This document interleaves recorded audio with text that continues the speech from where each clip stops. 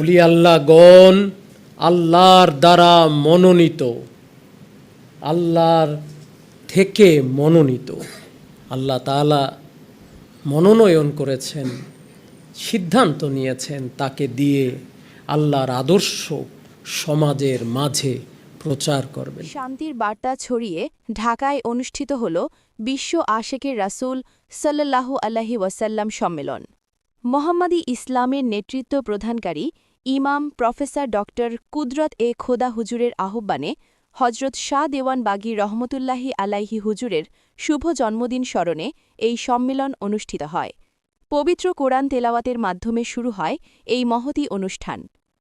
والسلام علي يوم ولدت ويوم أموت ويوم أبعث حيا। সম্মেলনকে কেন্দ্র করে ঢাকায় জড়ো হন বিশ্বের বিভিন্ন দেশ থেকে আসা ধর্মপ্রাণ মুসলমান এবং বাংলাদেশের সকল জেলা থেকে আগত অসংখ্য মুক্তিকামী ও আশেকে রাসূলগণ।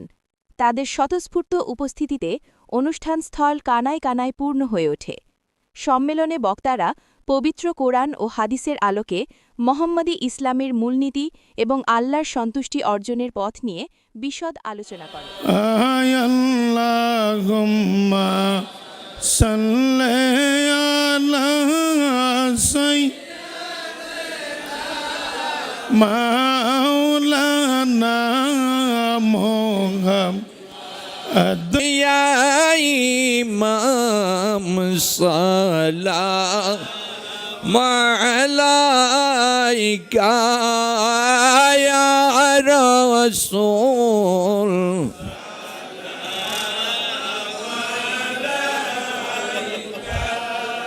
আমার মহান শিক্ষক এবং প্রফেসর ডক্টর কুদরতে খোদা মাদ্দাদুল আলী হুজুর কেবলা যান তখনই উপলব্ধি করেছিলেন যে একটি দেশ এবং জাতির উন্নতির জন্য সর্বপ্রথম দরকার চরিত্রবান মানুষ।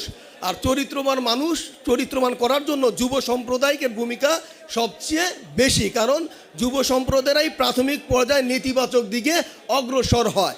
তাই তিনি আরামবাগ ফকিরাপুলের যুব সম্প্রদায়দের নিয়ে, বিশেষ করে স্কুল কলেজ বিশ্ববিদ্যালয় শিক্ষার্থীদের নিয়ে একটি আদর্শ সংগঠন গঠন করেন। সেটির নাম ছিল ইনসানিয়াত ক্লাব। যে খুশনসিব গিয়েছে ওই নামের স্রোতে ভেসে, বুঝেছে সে কোরআন হাদিস ফিকা এক নিমেষে।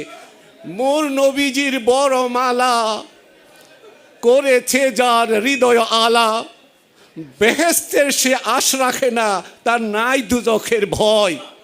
ইমাম কুদরত খোদা হুজুর বলেন, ধর্মের মূল মন্ত্র হল আল্লাহর সন্তুষ্টি অর্জন করা।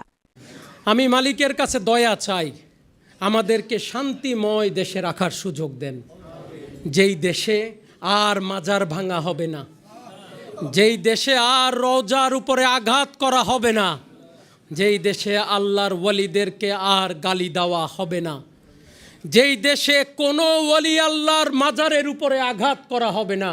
আমরা একে অপরকে সম্মান দিয়ে, ইজ্জত দিয়ে, ভালোবাসা দিয়ে এগিয়ে যেতে পারি, মালিকের কাছে সেই দয়া ভিক্ষা চাই। সমাজের মানুষকে শান্তির বার্তা ছড়িয়ে আখিরি মোনাজাতের মাধ্যমে অনুষ্ঠান সমাপ্ত হয়।